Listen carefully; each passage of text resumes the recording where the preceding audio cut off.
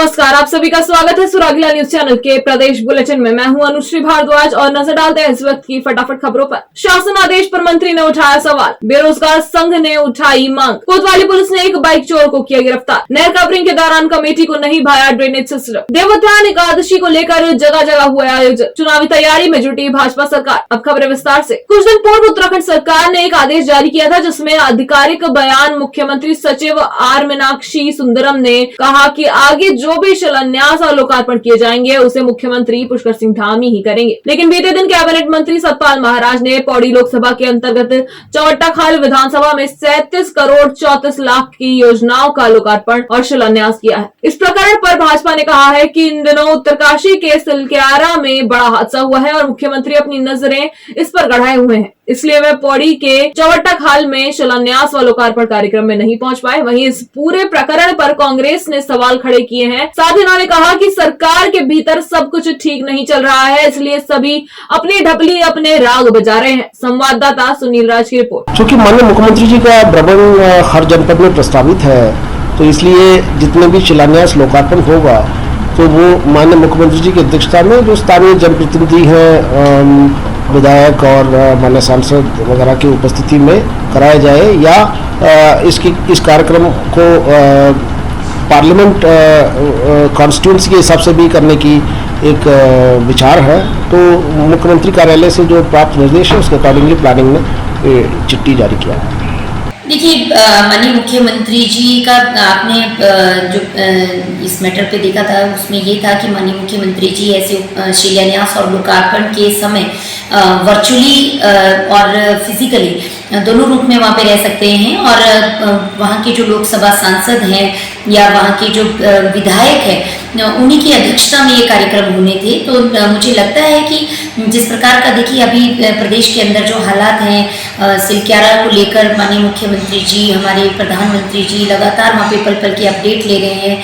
तो ऐसे समय में मुझे लगता है कि वर्चुअली माननीय मुख्यमंत्री जी का रहना होगा और अगर मुख्यमंत्री जी की जगह पे सांसद महोदय जी, विधायक जी, सभी लोगों का वहाँ पे देखिए सबको रहना अनिवार्य होता है। वहाँ पे जितने भी अधिकारी हैं, चाहे वो ब्लॉक स्तर के हैं, मंडल स्तर के हैं, कार्यकर्ता, सभी लोगों को वहाँ पे ऐसे कार्यक्रमों में रहना होता है। देखिए, भाजपा में ऑल इज नॉट वेल, ये तो हमको पहले दिन से पता है, लेकिन अब वो कलई सबके सामने खुलकर आ रही है। अब इनका जो नूरा कुश्ती है भाजपा के अंदर नेताओं की, मंत्रियों की, मुख्यमंत्री के साथ, वो सब खुलकर सामने आ रही है। और आपने बिल्कुल ठीक कहा कि कुछ ही दिन पहले जब प्रधानमंत्री से इन्होंने आधे अधूरे कार्यों का लोकार्पण करवा दिया था, उसके बाद मुख्य विपक्षी दल के हल्ला बोल करने पर ये शासनादेश जारी हुआ कि अब से कोई भी शिलान्यास या लोकार्पण सिर्फ और सिर्फ मुख्यमंत्री की उपस्थिति में होगा, मंत्री नहीं करेंगे। उस पर भी हमने बड़े सवाल उठाए थे कि फिर मंत्री पद देने की जरूरत क्या है? अगर सभी कुछ वन मैन आर्मी की तरह मुख्यमंत्री ने करना है तो कैबिनेट के गठन का औचित्य ही नहीं रह जाता। लेकिन आज जिस तरह से सतपाल महाराज ने ठेंगा दिखाते हुए शासन, प्रशासन और स्वयं मुख्यमंत्री को कुछ योजनाओं का शिलान्यास और लोकार्पण किया है, वो अपने आप में बताता है कि अब शायद लड़ाई अपने चरम पर पहुंच गई है। बेरोजगार संघ के अध्यक्ष बॉबी पवार और एक वोट एक रोजगार के संयोजक प्रवीण काशी ने आज संयुक्त प्रेस वार्ता कर अपनी 7 सूत्रीय मांगों को सरकार के समक्ष प्रस्तुत किया। मीडिया से मुखातिब होते हुए बॉबी पवार ने कहा कि एक वोट एक रोजगार के संयोजक प्रवीण काशी के साथ आज से बेरोजगार संघ कंधे से कंधा मिलाकर आगे बढ़ेगा। संवाददाता सुनील राज की रिपोर्ट। देखिए, काशी जी बनारस के रहने वाले हैं और हमारा सौभाग्य है कि काशी जी यहाँ देवभूमि में आकर उस देवभूमि में जहाँ से गंगा निकलती है और जहाँ गंगा बनारस तक पहुँचती है, काशी जी ने ये स्थान चुना और यहाँ से इन्होंने इस आंदोलन को धार देनी चाहिए, इस आंदोलन को आगे बढ़ाना चाहे। तो काशी जी अगर आज यहाँ से जो हम इन्हें हरी झंडी देंगे तो कहीं ना कहीं जो ये आंदोलन है ये उत्तराखंड में हमारे द्वारा आगे बढ़ाया जाएगा, गांव-गांव तक पहुंचाया जाएगा। हमने जो है मौलिक अधिकार के लिए एक बिल जो है बनाया है और वो बिल जो है तमाम जो अर्थशास्त्री देश के बड़े बुद्धिजीवी सबसे मिल करके जो है वो ड्राफ्टिंग हो रही और वो जो ड्राफ्टिंग है हम लोग इसमें सत्र से पहले जो है सौंप देंगे।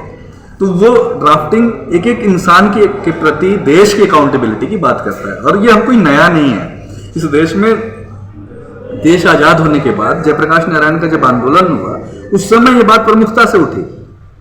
पर चूंकि दुर्भाग्य कहा जाए, इस देश में रोजगार की बात को सिर्फ सरकारी नौकरियों तक सीमित कर दिया गया। चाहे तो एक साथ होनी चाहिए, सब लोग एक साथ बैठना ही नहीं चाहते।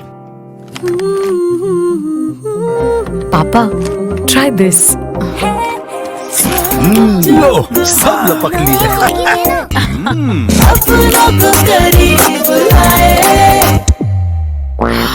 ये क्या हाल कर दिया है रूम का? बस कल से चाय। कल से चाय मेरे रूम में। देवर पान नमकीन। रामनगर कोतवाली पुलिस ने 2 दिन पूर्व हुई एक बाइक चोरी के मामले में एक बाइक चोर को गिरफ्तार करते हुए उससे चोरी की गई बाइक बरामद कर उसे कोर्ट में पेश करने की कार्यवाही की। आपको बता दें 21 नवंबर की दोपहर मोहल्ला आदर्श नगर निवासी मोहम्मद आसिफ की FZS बाइक को मोहल्ला गुलरघट्टी क्षेत्र में केला गोदाम के पास से अज्ञात चोरों द्वारा चोरी कर ली गई थी। इस पर बाइक स्वामी की तहरीर पर मुकदमा दर्ज कर घटना के खुलासे के लिए पुलिस टीम का गठन किया गया था, जिसके बाद बुधवार की देर शाम पुलिस टीम ने बाइक चोर को गिरफ्तार किया। संवाददाता राजीव अग्रवाल की रिपोर्ट। दिनांक 21 को वादी आसिफ द्वारा थाने में तहरीर दी कि केला गोदाम गुल्लरघट्टी से मेरी बाइक चोरी हो गई। उक्त संबंध में हमारे द्वारा थाना हाजिर पर मुकदमा पंजीकृत करने के उपरांत टीम गठित किया गया। टीम गठित करने के बाद दिनांक 22 को बेड़ा झाल तिराहे से अभियुक्त समीर उर्फ लक्की को चोरी की हुए बाइक के साथ गिरफ्तार कर दाखिल किया है। आज उसे माननीय न्यायालय पेश किया जा रहा है। इन दोनों हल्द्वानी के नगर निगम कार्यालय के पीछे नहर कवरिंग का कार्य चल रहा है। आज मौके पर लोक निर्माण विभाग के अधिकारी और नगर आयुक्त पंकज उपाध्याय व मेयर डॉक्टर जोगेंद्र पाल सिंह रौतेला निरीक्षण के लिए पहुंचे। इस बीच सिस्टम को लेकर नगर आयुक्त व लोनिबी के अधिकारियों के बीच हल्की बहस हो गई। हालांकि इस बहस के बाद दोनों पक्षों में सहमति बनने के बाद मामला शांत हो गया। संवाददाता दीपक अधिकारी की रिपोर्ट। बता नहीं पा रहे हैं आप? क्या नहीं बता रहे हैं? मीटिंग कहाँ बताया? हमें यही नहीं पता है। हमें बताइए।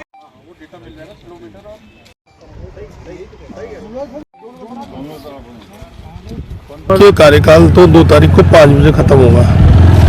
तब तक मैं वर्किंग में हूँ और जो भी समस्याएं आएंगी उनको देखूंगा। और जहाँ तक ये रोड की बात है, इसमें कुछ एनोमलीज आ रही है, कुछ लोगों की शिकायतें आ रही है। नाली को लेकर शिकायत है, कहीं पे लो लाइंग एरिया हो गई उसको लेकर शिकायत। बहस नहीं है। सड़क को सही तरीके से बनाने, ड्रेन को सही तरीके से बनाने में कई विचार आ रहे थे। उसमें किसी विचार को एकाएक बिना किसी तर्कपूर्ण तरीके से उसको डिस्कशन किए हुए अस्वीकार करने पर थोड़ी सी दिक्कत हो रही थी। हमने कहा भाई 5 आएंगे, 6 आएंगे, 7 आएंगे, जितने विकल्प आ रहे हैं सबको रखा जाए, सब पर विचार किया जाए और बेहतर विचार जो विकल्प आता है उस पर काम करना है। मुख्य मुद्दा यह है, सभी विकल्पों में विचार किया जा रहा है। सभी अधिकारी निरीक्षण कर रहे हैं, जनप्रतिनिधि भी हैं, जो यहाँ के स्टेक होल्डर हैं वो भी साथ में हैं। बहस का कोई मुद्दा नहीं है, विचार का मुद्दा। सर, जिस तरह रोडों के बीच में पूरे स्क्रैप जारी पड़ी है। हाँ, ये देख रहे हैं, यही तो बात है। यही सब चीजें देखी जा रही है कि स्मूथ रोड कैसे बने, ड्रेन सही तरीके से कैसे बने, गली मोहल्लों का पानी कैसे सही तरीके से निकल जाए, घरों में जो लोग पानी ला रहे हैं उनका पानी कैसे निकल जाए। जो बरसात का पानी आता है, घरों के वॉशरूम का पानी नहीं, बरसात का पानी, क्योंकि छतों पर पानी आता है, वो पानी कहीं से निकलेगा।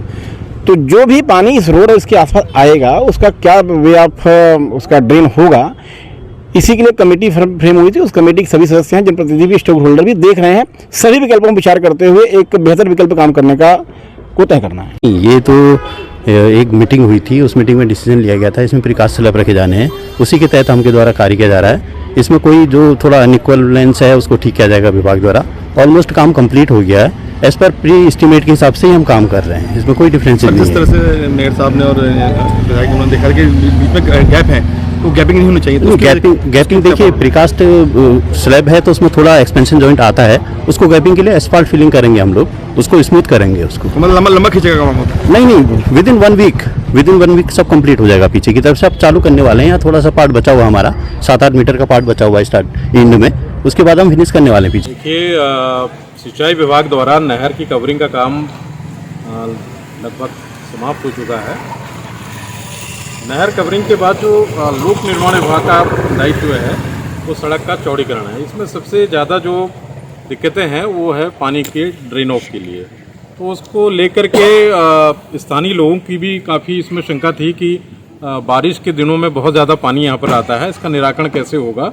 तो स्थानीय स्टेक होल्डरों के साथ और विभागीय स्टेक होल्डरों के साथ एक 10 तारीख को मीटिंग हुई थी माननीय मेयर साहब की अध्यक्षता में। उसके उपरांत ये निर्णय लिया गया था कि MNA साहब की अध्यक्षता में हम सारे एक्शन PWD, इरिगेशन, जल संस्थान, UPCL और SDM साहब और सिटी मजिस्ट्रेट मैडम सभी लोग इसका विजिट करेंगे और इसमें एक सोल्यूशन निकालेंगे कि ड्रेन को हमें कैसे कैसे कहाँ को ले जाना है।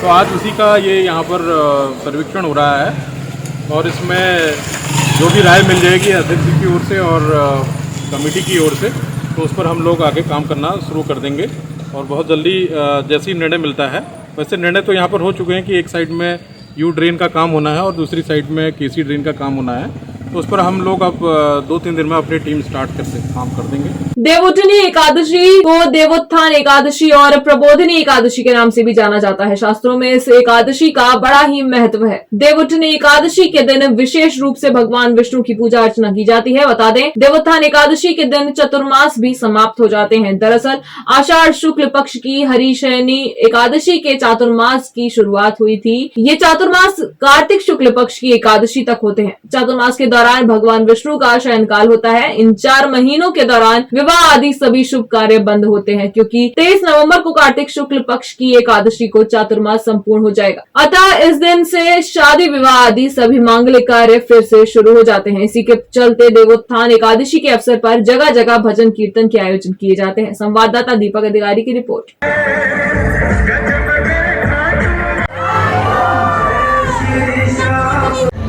बाबा की बर्थडे की हार्दिक शुभकामनाएं। हम यहाँ से इसी मंदिर से निशान यात्रा लाके हम राम मंदिर पहुँचे हैं और हमें बहुत हर्ष उल्लास, बहुत खुशी मिली है श्याम बाबा का दर्शन करके। ये निशान यात्रा हो रही है यहाँ पे, ये यहाँ से प्रारंभ हुई थी, कहाँ से शिव मंदिर से प्रारंभ हो के ये राम मंदिर को समाप्ति हुई है। फिर शाम को 4 से 4 बजे से फिर कीर्तन भी होगा यहाँ पे बाबा शाम का।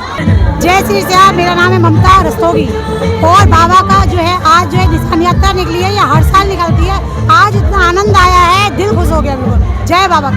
देखिए, आज उत्साह देखने का महत्व बनता भी है।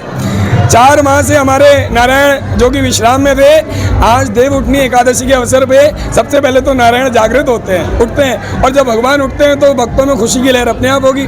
पूरे देश में आज श्याम बाबा के पाठोत्सव की बहुत धूम मची हुई है। हमारे हल्द्वानी में भी बहुत सारे कार्यक्रम हैं। आज उसी कार्यक्रमों में हल्द्वानी नगर के सबसे प्राचीन श्री राम मंदिर में विराजे श्याम बाबा, जिनको 7 वर्ष लगभग हो जाते हैं यहाँ पे विराजे हुए। तो हर वर्ष की बात ही इस वर्ष भी बाबा का जन्मोत्सव बड़े हर्षोल्लास के साथ मनाया जा रहा है और प्रातः निशान यात्रा 8:30 बजे प्राचीन शिव मंदिर मंगल पड़ाव में हमने हवन पूजन कर, निशान पूजन कर यात्रा को प्रारंभ किया और जो कि यात्रा ने अभी आप देख रहे हैं कि यहाँ पे राम मंदिर में विराम ले चुकी है। शाम को 5:30 बजे से भव्य भजन संध्या का आयोजन, जिसमें प्रख्यात भजन गायकों द्वारा यहाँ पे बाबा को गुणगान श्रवण कराया जाएगा और उसके बाद रात्रि 8:30 बजे से धर्मशाला प्रांगण में भंडारे का आयोजन। चाहे तो एक साथ होनी चाहिए, सब लोग एक साथ बैठना ही नहीं चाहते। पापा, try this. लो, सब लपक लिए।